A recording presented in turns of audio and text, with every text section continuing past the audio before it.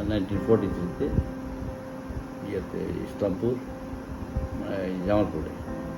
তারপর 3 বছরে বাবা চলে আসে ইয়েতে কিশোরগঞ্জ। সেখানেই আমার মানে চাইল্ডহুড আনটিল 22 ইয়ার্স, 22 বছর পর্যন্ত। এর আগে বাড়িতে যায়নি, দেড়চাঁদপুরে, এর আগে যায়নি। তখন ওই ছোটো থাকতে আমার একটা ইয়ে ছিল, এই এত বছর আগে কিশোরগঞ্জ একটা মহকুমা, আর্ট কি আর্ট, নোবডি নোজ আর্টের ব্যাপারটা কি। তো আমার একটা ইয়া ছিল, হাইডিং একটা পার্ট ছিল হয়তো, যা হাতের কাজ করতে ভালো লাগতো, কেচি দিয়ে পানুষ কাগজ, ঝালট কাটা। তো ছবি দেখি নাই, জল রং কি, তেল রং কি কোনোদিন। ইভেন ঢাকায় আসার পর আর্ট কলেজে ঢোকার পর আমি দেখছি প্রথম জল রঙের টিউব। জল রঙের যে টিউব হয় তাও দেখি নাই। তো ওই সময় ওই পরিস্থিতিতে আমরা যখন ছিলাম আবেদিন, তারপর আসে একটা মহকুমায় একটা 14 বছর বা 15 বছরের ছেলে, সে তার আর্টের কনসেপ্টটা কি। এখন না ডিজিটাল বা এক্সিবিশন গ্যালারি হয়ে গেছে, অনেক হয়ে গেছে, এবং ঢাকাতে লালমাটি একটা এরিয়াতে হয়ে গেছে 8টা গ্যালারি। তো এগুলো তো কল্পনার বাইরে। বাংলাদেশে কোনো ঢাকাতে গ্যালারি ছিল না, শিল্প একাডেমি এইসব আস্তে আস্তে গড়ে তুলল। আর্টটা আমাদের কাছে ছিল ওই মহকুমায় বসে সিনেমার যে ব্যানার করতো। এখনও আই অ্যাপ্রিশিয়েট ওই ধরনের ব্যানার। এখন আমি দেখি না যে পপ আর্ট এত দেয় যে ব্যানারগুলা কত আর্টিস্টিক। কারণ ওরাও এক ধরনের আর্টিস্ট, তাদের যে কারেজ এবং সোলিস্ট আইডিয়া, কোথায় মানুষের যে আমাদের রং মুখে, ওই রঙের সাথে কোনোই মিল না। এদিকে বেগুনি দিয়ে দিল, এদিকে হলুদ দিয়ে দিল, এদিকে লাল দিয়ে দিল, কিন্তু যে ক্যারেক্টার যে দেয়। তো এই জিনিসগুলো আমরা দেখছি শুরু করতে সিনেমায় কবে ঝোলাবে এটা। তারপর রিক্সার পিছনে ছবি, যেটা বলে রুরাল আর্ট এখন। তারপর ইয়েতে সাইনবোর্ড, তখন সাইনবোর্ড কাছে লেখা হইতো, ওইটা ভেরি ইন্টারেস্টিং, যে কাছে উল্টা করে লেখা হইতো।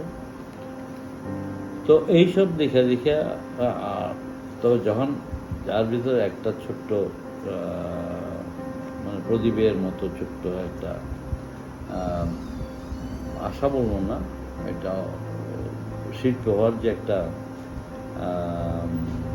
খোরাক, সেটা ঢাকায় থাকলে বা ইউরোপে থাকলে কোনো রকম সেটা বা চাইল্ডহুড থেকে আমার টাইমটা ওইভাবে নষ্ট হতো না আর কি। নষ্ট হতো মানে এটা ইনোসেন্ট ওয়েতে আর্ট করে গেছি, যেটা দিলীপ কুমারের ছবি আঁকছি, নার্গিসের ছবি আঁকছি, সেই কোনো বাদ দিইনি। Bernard Shaw, Rabindranath, Jinnah, copy করা। তখন ভাবতাম যে ঢাকায় বড় জোর এসে দেখতাম যে খবরের কাগজের ইলাস্ট্রেশন থাকে আর বইয়ের মল আর্ট, এগুলো আর্টিস্টরা করতে হবে। That's very important. হ্যাঁ, তো ওগুলো কিন্তু very important art.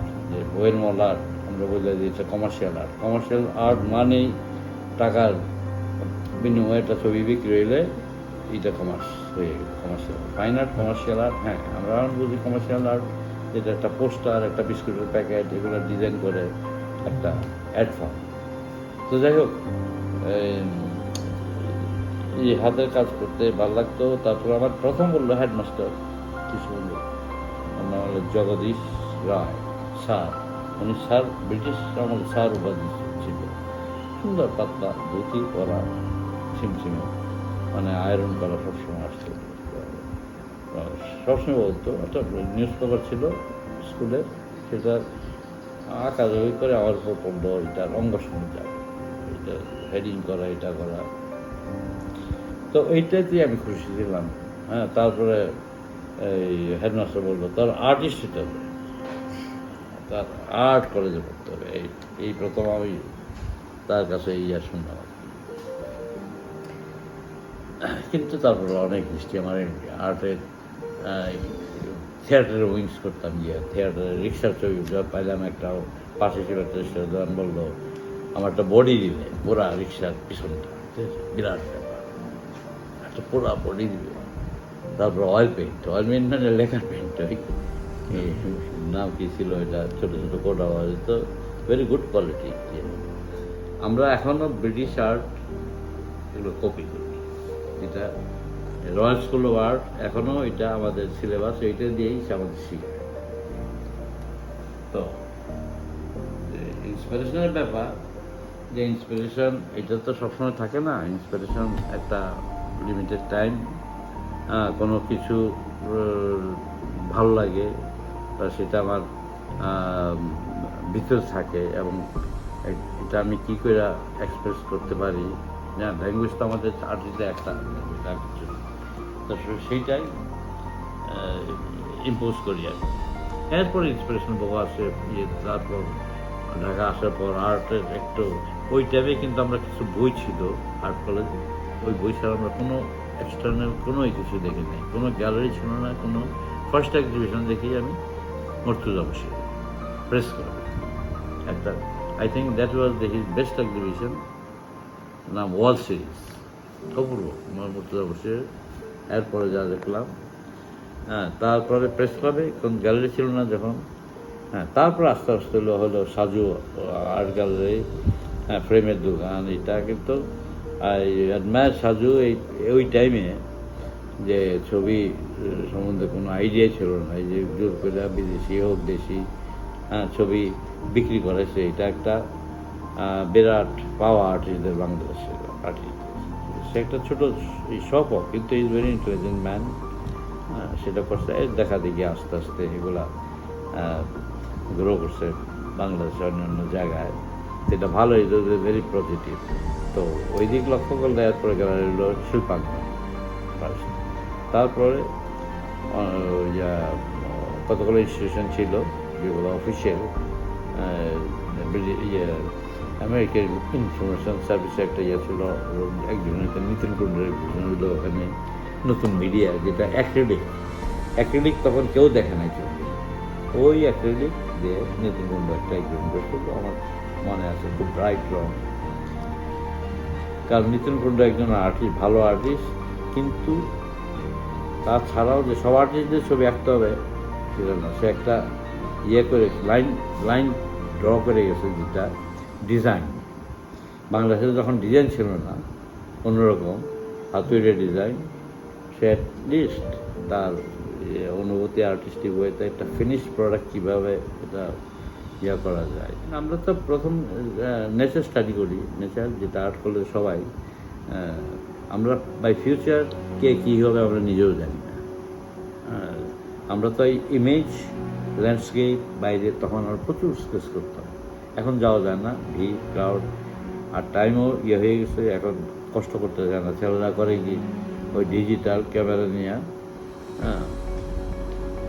Digital camera নিয়ে ছবি ইয়া করে ঘরে আঁকে, কিন্তু এটা নট ওয়াইজ থিং। নেচার আমরা এত বার গেছি, এত বছর, নেচারের যে চেঞ্জ হইতেছে প্রতি সেকেন্ড, প্রতি ইয়েতে একটা পাতায় কাছে সবুজ দেখা যায়, দূরে গেলে একটু নীল হয়ে যায়, কেন এগুলো প্রকৃতির যে একটা ল আছে, পাহাড় দূরে গেলে দেখা যায় নীল, কাছে গেলে অন্যরকম।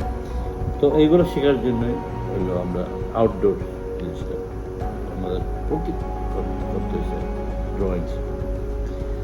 তো আর যে এত বছর পর আমরা তো একটা ছবি, আর্টিস্ট ছবি, আমরা বাংলাদেশে একরকম ছবি এঁকে গেছি, রিয়েলিস্টিক ছবি, নৌকা, পোর্ট্রেট, হঠাৎ করে ইউরোপে গিয়ে স্পেনে কোনোদিন আমি চিন্তা করি নাই বিদেশে যাবো, নেভার, ইট ওয়াজ টাফ, কারণ পাকিস্তানিরা এই স্কলারশিপটা নিয়ে যেত, 7 দিন আগে দিত একটা অ্যাডভার্টাইজমেন্ট, যে তখন কাগজ করতেই যেত 3 মাস, আরে 1 মাস, অল ফর্মালিটিস, এটা ওইটা, ইপিআই, পলি ভেরিফিকেশন।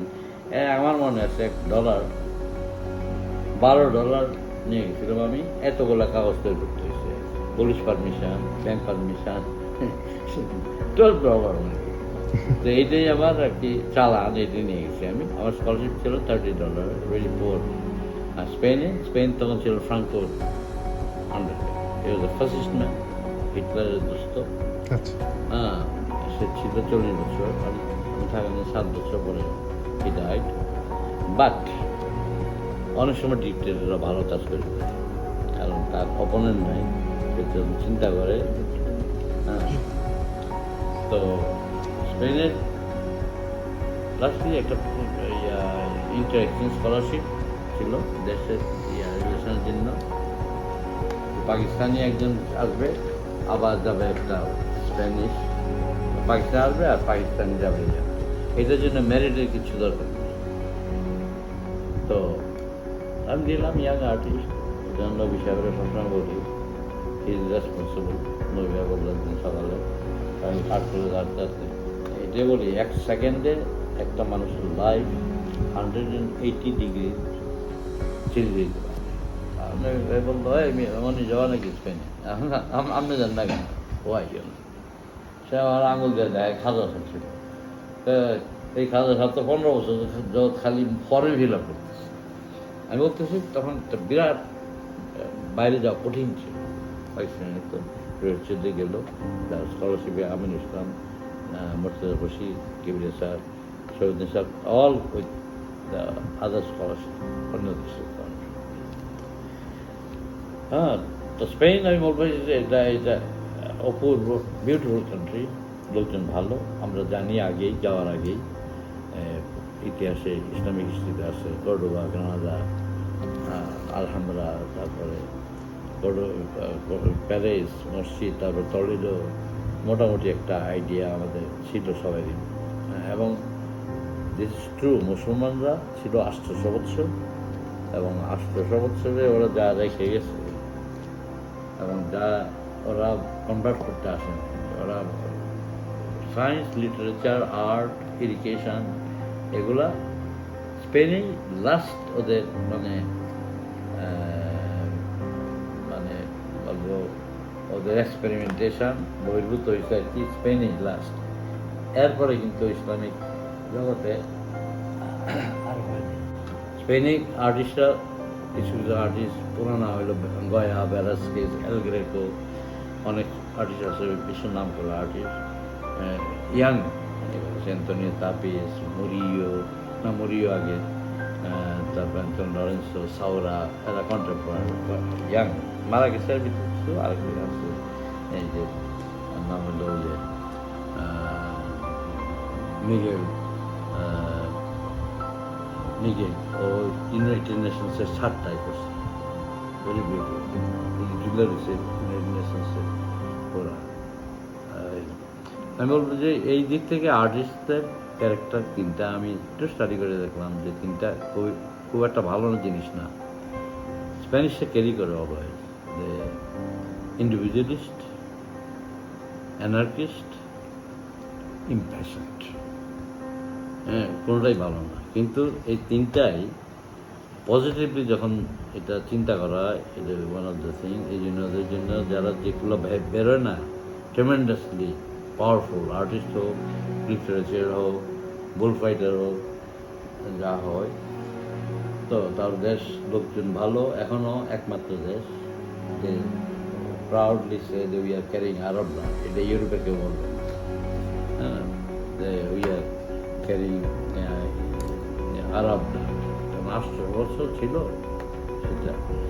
তারপর ওদের গ্যাস্ট্রোনমি ভালো, ক্লাইমেট ভালো, খাওয়া দাওয়া ভালো, এবং ফুডটাকে ভেরি ইম্পর্টেন্ট করা, যে ফুড কালচার, বহু ধরনের কম্পিটিশন করে।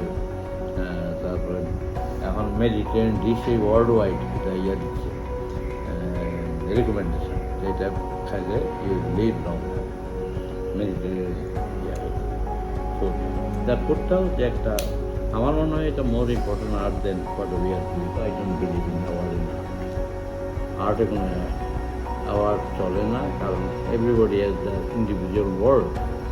আমরা 5 জনে আছি, 5 জনে 5 ধরনের ছবি আঁকি, কেউ আছে পোর্ট্রেট আঁকে, কেউ পপ আর্ট, কেউ মিনিমাল, কেউ অ্যাবস্ট্রাক্ট। এখন এই 5 দুনিয়া কী করে বলবো এর চেয়ে ভালো হয় না। কারণ একটা টপিক দিয়ে যদি কাজ হতো দেখাইতো তাহলে টিভি যা যেত আর কি। স্বীকৃতি সবাই পছন্দ করে, স্বীকৃতিটা যেভাবেই হোক, সার্টিফিকেটে হোক, আর টাকা হইলে ভালো সার্টিফিকেটের চেয়ে, হ্যাঁ, নো ডাউট।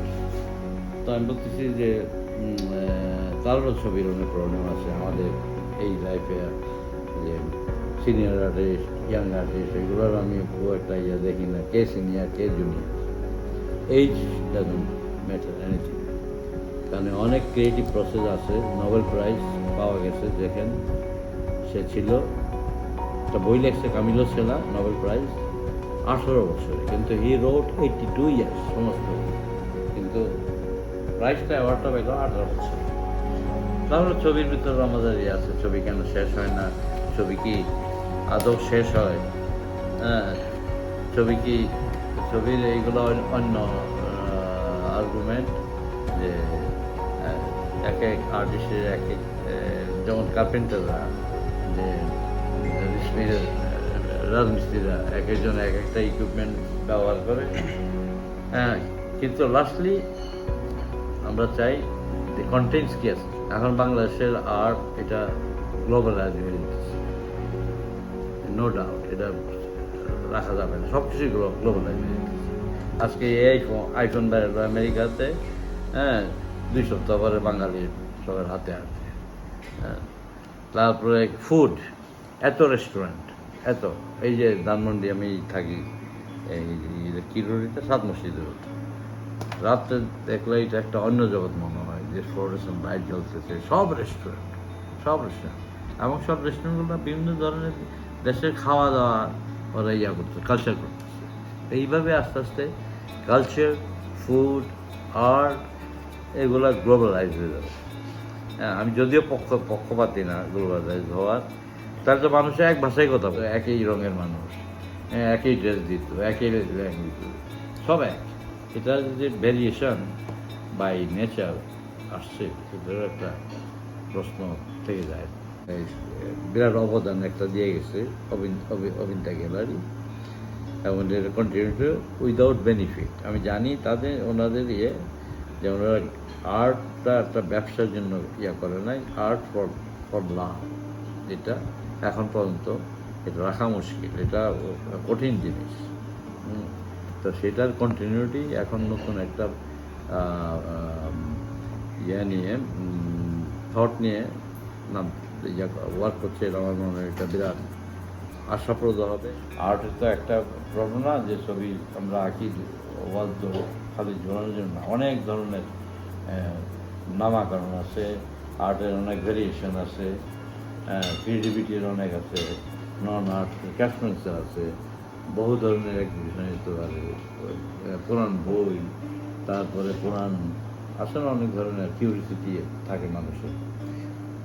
আমি অত্যন্ত আশাবাদী এই অবিন্তা গ্যালারি নতুন ইনিশিয়েটিভ নিচ্ছে, এবং আমি দৃঢ় বিশ্বাস যে অনেক সুন্দর জিনিস অফার করতে পারবে, এবং এর ভিতর